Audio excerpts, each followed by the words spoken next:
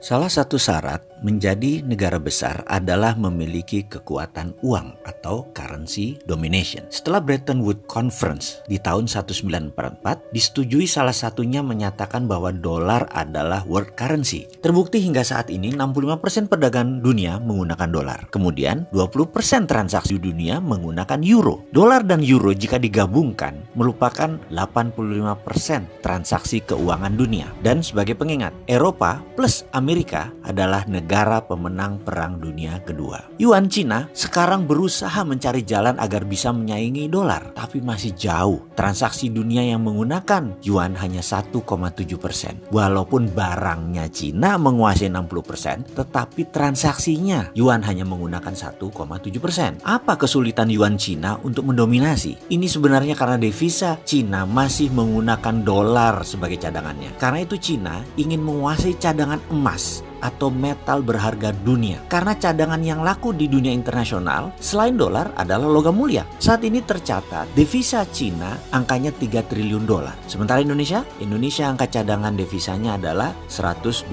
billion dolar. Yang terbanyak dolar tersebut dipegang swasta lagi. Dari 120 billion itu, kita juga belum tahu sudah dihitung dengan hutang nasional belum. Alias kalau kita bayar hutang tersebut jangan-jangan cadangan devisanya nol. Kembali topik bahasan, yaitu currency domination. Ada hal yang di Baltimore, Amerika sering lakukan, yaitu simulasi currency warfare oleh Pentagon. Simulasi currency warfare itu banyak jurusnya. Misalnya di tahun 1977, 1981 ini malah bukan simulasi. Dolar ditebas hingga 50% nilainya. Dalam taktik perang, dolar tadi menggunakan strategi yang namanya dollar reset value. Ini bagian dari currency warfare. Selain mereset value-nya, ada juga strategi lain, yaitu dolar fisiknya diganti. Kalau fisiknya diganti, ya nilainya ikut diganti. Misalnya, mata uang dolar sekarang diganti dengan mata uang yang baru dan nilainya tinggal 50% katakan. Amerika bisa melakukan itu, bisa buat dolar baru. Bagi Amerika, nggak ada masalah karena cadangan dia 78%-nya kuat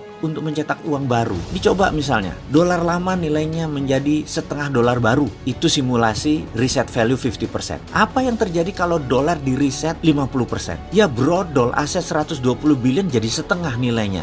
Yang tadinya bisa menghidupi 6 bulan kebutuhan bangsa Indonesia, sekarang cuma 3 bulan. Setelah itu kering dan pasti chaos di mana-mana. Dan apa yang terjadi dengan Cina? Sama persis seperti Indonesia, hanya impact-nya tidak sebesar Indonesia. Mengapa? Begini sederhananya. Kalau kita hidup punya tabungan besar, kita bisa hidup dari dividen tanpa gaji bulanan atau tanpa punya income bulanan. Tetap kita bisa hidup karena tabungan kita besar. Kita bisa invest kemana-mana. Atau sebaliknya, gaji kita bulanannya besar, pendapatan lain-lainnya besar. Kita taruh di saham, punya properti, kita punya multi streaming of income yang besar. Maka walau tanpa tabungan yang besar, kita tetap hidup layak. Cadangan devisa itu adalah tabungan deposito. Surplus trade balance itu multi streaming income. Indonesia cadangan devisanya besar nggak? Kemudian kita tanya lagi, Indonesia perdagangan surplus nggak? Oke, kita jawab sendiri ya, urusan itu nanti ya. Cina bagaimana? Cina begitu currency warfare diterapkan oleh Amerika dengan mereset value dolar yang menerbitkan dolar baru, didiskon 50%, maka cadangan devisa Cina benar tinggal setengahnya. Tetapi karena trade balance Cinanya surplus, maka impactnya tidak telak seperti yang didapat Indonesia. Karena defisit neraca perdagangan kita minus. Sudah itu cadangan kita kecil, kita kepukul. Kalau dipotong 50% kepukul, apalagi dipotong 80%, bangkrut Indonesia. Kembali lagi ke masalah kita. Karena kita